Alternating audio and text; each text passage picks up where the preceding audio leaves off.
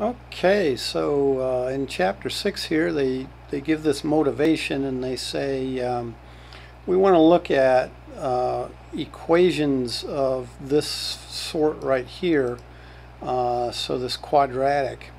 So ax squared plus 2hxy plus by squared plus or equals c.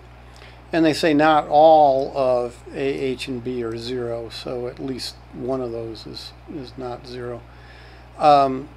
Then they say, okay, this is called a quadratic form, and we could write it in a matrix form like this with our variables x, y here. So this is x transpose AX. And so then they they very quickly immediately here get into talking about rotating things through theta radians, okay, to new axes. And so I just wanted to go to Desmos to kind of show what they're talking about here.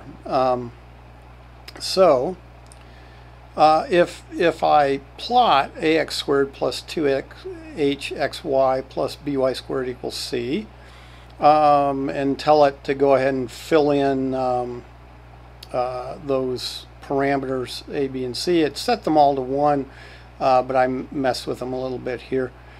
I'm going to just keep c at 1 and h at 0 for the moment, and probably b at 0.6, just to kind of show that if I start moving a here, then what we get for some values of a is this ellipse. Okay, so we see an ellipse with a major axis vertical here and the minor axis horizontal. Now I could change that simply by making b bigger than a. Well, actually, I'm gonna, I'll go like that and then bring a down. Whoa, too far. So there I made the major axis go horizontal by making b bigger than a. And if I change those, if I all of a sudden make a negative, then we get this hyperbola, and we can get it going the other direction by making a positive and b negative, like that.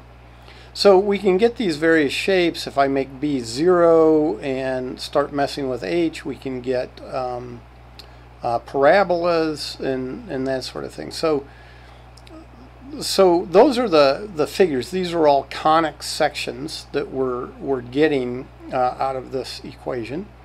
And now let me go back to an ellipse. Yeah, that's a good one.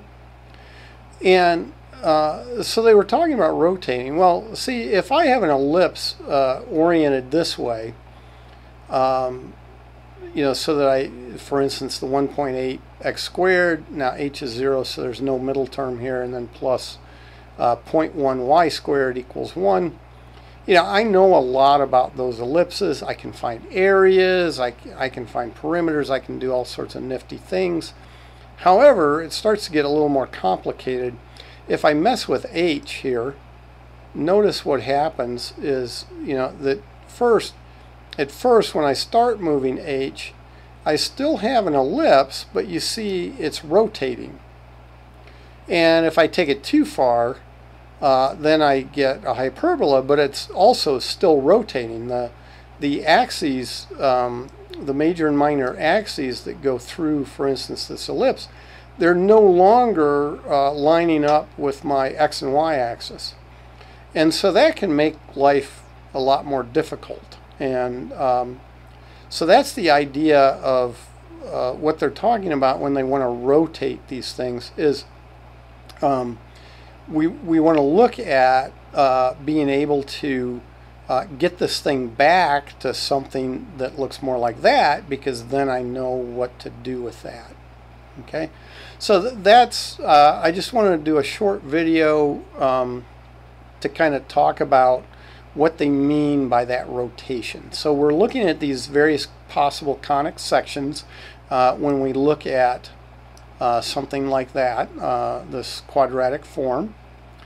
And so when we're doing that, again, we know, you can look in your calculus book, you see all kinds of nifty results for these different conic sections, as long as we have them all lining up with the major axes, the X and Y axes. As soon as they get rotated, as I said, things get a little tougher. And so the idea of manipulating the object and rotating it back, so if I had that and I want to rotate it back one direction or another, I want to rotate it either so the long axis is on the Y or the X, doesn't really matter. But if I want to rotate it one of those two ways, I need to kind of start looking at that idea. So that's the motivation, is we know a lot about this form when it is not rotated, as we see here, but when it's rotated again, it starts to get a bit more complicated. So we would like to kind of look at ways to rotate it back to a certain orientation to help us. Okay, so that is this idea of a quadratic form and rotation.